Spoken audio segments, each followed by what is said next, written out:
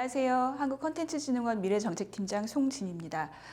저희 콘진원 내부 연구진 그리고 외부 전문가들 의견을 토대로 뽑은 2021년 콘텐츠 산업 전망 키워드를 간략히 말씀드리고자 합니다. 전체 개요입니다. 자료에 보시는 바와 같이 2021년 콘텐츠 산업 주요 전망을 8개 키워드로 정리를 했습니다. 코로나19 종식 여부와 상관없이 2021년에도 코로나19의 영향은 당분간 지속될 것으로 전망됩니다. 코로나19로 인해 우리의 일상은 불안해졌고 또 불확실해졌죠. 그 불안과 불확실을 극복하는 방법으로 비대면 일상을 가능하게 하는 기술적 수단들이 보다 빨리 소환되고 있습니다. 한편에서는 백신을 기대하게 하는 뉴스들이 전해지지만 동시에 사회적 거리두기 기준 격상이라는 상황 속에서 진행된 이번 결산 전망 세미나 행사처럼 21년은 컨택트와 언택트가 맞물리는 새로운 삶의 조건에 맞추어 콘텐츠 산업이 변화하는 해가 될 것으로 보입니다. 어쩌면 그것은 변화라기보다는 콘텐츠 산업이 그간 달려온 디지털 혹은 인터넷 기반의 성장 궤적을 보다 앞당기는 형태의 적응이라는 표현이 보다 적확할 것 같습니다. 불확실한 현재 그리고 앞당겨진 미래, 콘텐츠 산업의 21년 전망 8가지 키워드를 하나씩 살펴보겠습니다. 먼저 가상과 현실의 융합이라는 지점에서 첫 번째 전망을 찾았습니다. 곧 도착 메타버스입니다. 메타버스는 현실과 비현실이 공존할 수 있는 생활형 가상세계라는 의미인데요. 장자는 호접지몽으로 꿈과 현실의 경계를 고민했지만 우리는 인터넷을 통해 현실과 가상의 구분이 모호해진 시대를 이미 살고 있죠. 여기서 더 나아가 곧 현실과 가상이 함께 엮인 거울세계 플랫폼, 메타버스에서 다양한 엔터테인먼트 그리고 소통 문화를 본격적으로 즐기게 될 것 같습니다.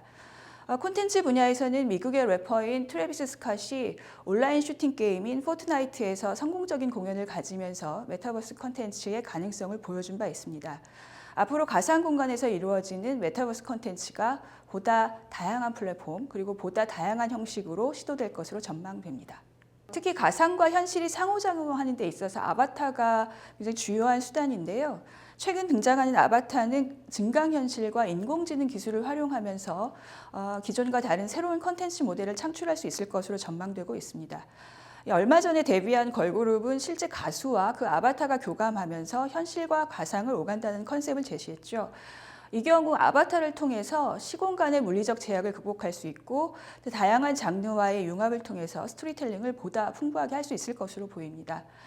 뿐만 아니라 메타버스에서는 일반 이용자들도 소위 부캐의 차원에서 콘텐츠를 만들어내거나 다양한 형태의 가면놀이 혹은 소통이 가능해집니다.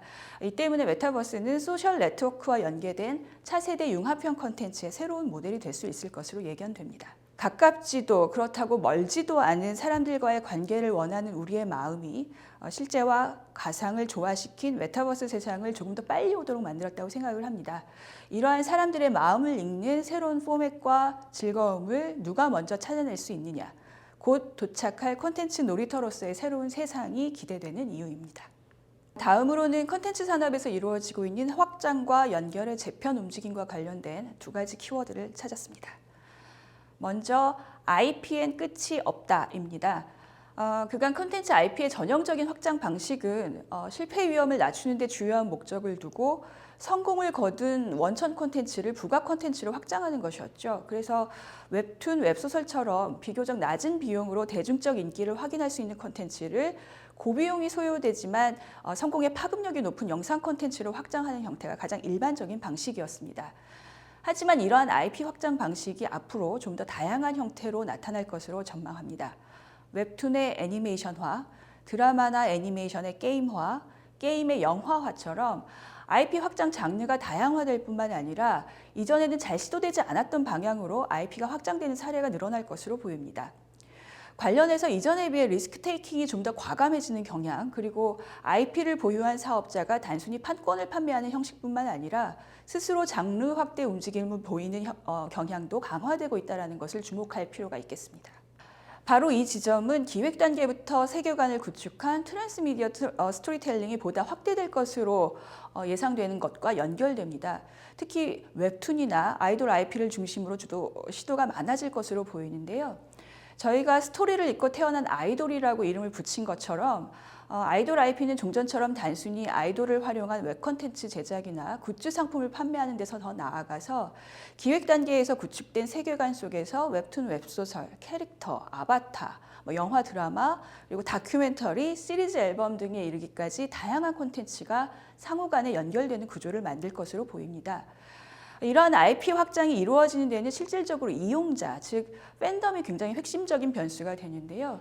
따라서 IP 확장 시도가 다양화되면 팬덤 문화와 콘텐츠 향유 방식의 변화, 그리고 그와 관련된 산업적 성과에 대한 논의도 함께 가속화될 것으로 전망됩니다.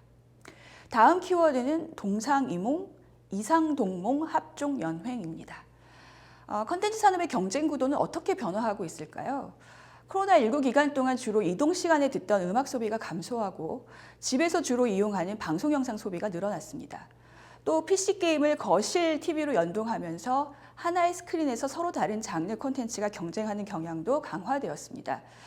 어쩌면 콘텐츠 산업의 가장 큰 경쟁 상대로 사람들의 잠자는 시간을 꼽을 수도 있을 것 같습니다. 재미있으면 밤을 새워서라도 보고 듣고 읽으니까요.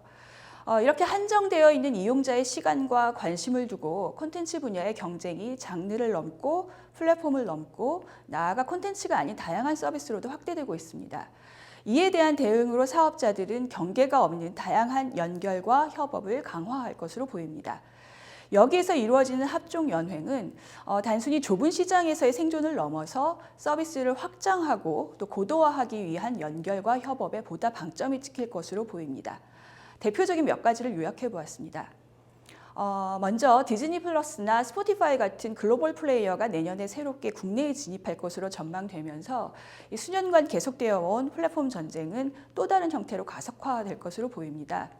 다만 국내에서 이미 자리 잡은 글로벌 플레이어를 포함해 현재 플랫폼 경쟁 구도가 새롭게 진입하는 단일 서비스가 독주 체제를 형성하기에는 좀 어려운 상황이라고 볼 때 국내 시장에 새롭게 들어오는 글로벌 플랫폼이 어떠한 사업자와 어떻게 제휴하느냐의 여부가 국내 콘텐츠 시장에 미치는 영향과 변화의 정도에 주요한 영향을 미치는 변수가 될 것으로 보입니다. 한편 이용자 접점 확대를 위해서 빅콘텐츠 분야와 콘텐츠 분야 사이의 연결도 확대될 전망입니다. 최근에 발표된 쇼핑 플랫폼인 쿠팡의 동영상 서비스 출시가 가장 대표적인 예라고 할 수 있겠는데요. 그 외에도 대기업을 중심으로 콘텐츠와 커머스 그리고 생활 서비스의 연결이 보다 강화될 것으로 예상이 됩니다. 아마존이 동영상 서비스를 통해서 전체 사업 영역에서의 시너지를 도모했던 전략이 국내에서는 과연 어떻게 적용되거나 혹은 어떻게 변용될 수 있을지 관심이 모아지는 대목입니다. 다음으로는 최근 웨이브와 카카오TV, CJENM과 네이버의 제휴 발표가 있었는데요. 어떻게 보면 경쟁 관계에 있다라고 볼 수 있는 사업자들 간의 소위 경쟁적 협력도 활발해지고 있습니다. 각각의 약점을 보강하고 전반적인 서비스 라인업을 강화하기 위한 제휴 형태가 어떠한 시너지와 결과를 가져올 수 있을지 주목할 필요가 있을 것 같습니다. 그 밖에 묶음 구독 서비스가 강화되는 현상도 콘텐츠 경쟁의 범위가 확대되는 변화 속에 이루어지는 사업자의 선택과 전략이라고 할 수 있겠습니다. 구독 경제가 확장되는 흐름 속에서 서로 다양한 장르와 서비스를 한데 묶은 번들로 과금하는 형태가 보다 늘어나지 않을까 전망됩니다. 경계가 없는 경쟁은 경계가 없는 전방위적 협력의 중요성을 더욱 부각시키고 있습니다. 시너지가 창출될 수 있는 확장과 연결 전략이 그 어느 때보다도 중요한 시점이라고 할 수 있겠습니다. 다음으로는 움직이는 이용자의 특성에서 두 가지 키워드를 찾았습니다. 먼저 진화하는 코쿤입니다. 앞서 말씀드렸듯이 당분간은 코로나19 종식 여부와 무관하게 비대면과 대면이 혼재하는 콘텐츠 이용 관성이 유지될 것으로 전망이 됩니다. 이런 모습을 코쿤으로 묘사해 보았는데요. 말 그대로 누에고치처럼 안전한 보호막 안에 집거하면서 모든 것을 해결하는 현상 혹은 사람을 일컫는 용어죠. 예전에 코쿤족이 굉장히 소극적인 성격 때문에 사회와 단절하고 혼자만의 세계에 몰입했다면 새로운 코쿤족은 안전과 평안을 위해서 자발적으로 자기 공간에 머무르는 사람들입니다. 코로나19를 계기로 팬데믹 시대의 콘텐츠 이용자를 명명하는 용어로 다시 소환이 가능해졌습니다. 그 양상은 주로 집콕에서 시작되어서 차콕으로 확대될 것으로 전망합니다. 우선 집콕에 따른 홈 엔터테인먼트 분야의 성장은 내년에도 계속해서 유지될 것으로 보입니다. 특히 OTT를 통한 동영상 콘텐츠, 콘솔 게임, 스마트 스피커를 통한 오디오 콘텐츠 등 집에서 즐기는 콘텐츠의 라인업이 보다 크고 혹은 보다 편리하게 콘텐츠를 향유하고자 하는 경향과 맞물리면서 홈 엔터테인먼트 콘텐츠와 관련 디바이스의 이용이 함께 확대될 것으로 보입니다. 아울러 드라이브인 콘텐츠 증가에 따라 차를 통해 움직이는 코쿤도 주목해야 할 필요가 있을 것 같습니다. 올해 코로나에 가장 큰 타격을 받았던 영화, 공연 분야를 중심으로 안전하게 차에서 콘텐츠를 즐기는 드라이브스루 형태의 몇몇 시도들이 있었는데요. 비대면 방식의 콘텐츠 향유에 대한 요구와 시도가 좀 더 다양한 형태로 확대될 경우 차 안에서 즐기는 인포테인먼트 콘텐츠 개발과 맞물려 본격적인 모빌리티 콘텐츠의 시대를 여는 출발선으로 작용할 가능성도 크다고 여겨집니다. 다음으로는 움직이는 이용자 가물 구취입니다.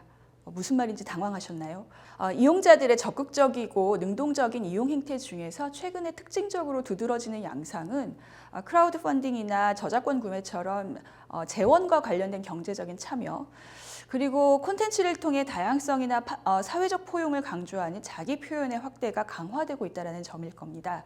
그 가운데서 저희가 주목한 지점은 이용자들이 자신이 좋아하는 것에 대한 적극적 선택에서 한 걸음 더 나아가서 좋아하지 않는 것, 즉 불호, 비호에 대해 적극적으로 거부하는 행태를 강하게 보인다는 점입니다.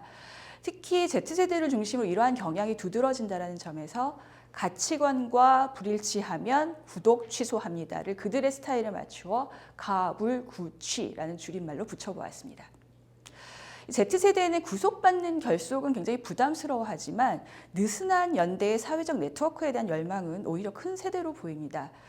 근데 비단 Z세대 외에도 전반적으로 콘텐츠 이용자들의 선택이 점점 더 꼼꼼해지고 깐깐해지고 있고 콘텐츠에서 재미나 감동, 유용성은 기본이고 다양한 차별 이슈, 그리고 공정성이나 정치적 올바름, 환경 이슈 같은 사회적 가치를 소비하는 흐름은 계속해서 더욱 강화될 것으로 전망됩니다.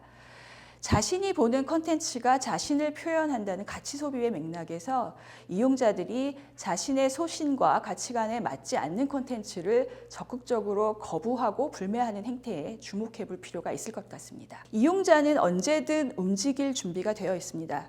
언제든 떠날 수 있는 이용자의 마음을 붙들 수 있는 좀 더 꼼꼼하고 좀 더 깐깐한 콘텐츠 전략이 필요하겠습니다. 네, 다음으로 디지털 뉴딜은 콘텐츠 산업에 어떠한 영향을 미칠까요? 두 가지 키워드로 정리해 보았습니다. 먼저 미래 콘텐츠를 지배하는 자 DNA 일치율 99%입니다. DNA는 디지털 뉴딜의 핵심 축인 데이터, 네트워크, AI를 함께 묶은 명명입니다. 콘텐츠 분야에서도 혁신적인 기업들은 이미 이 DNA를 중심으로 한 디지털 트랜스포메이션을 통해서 성장과 적응을 위한 새로운 길을 만들어 왔죠.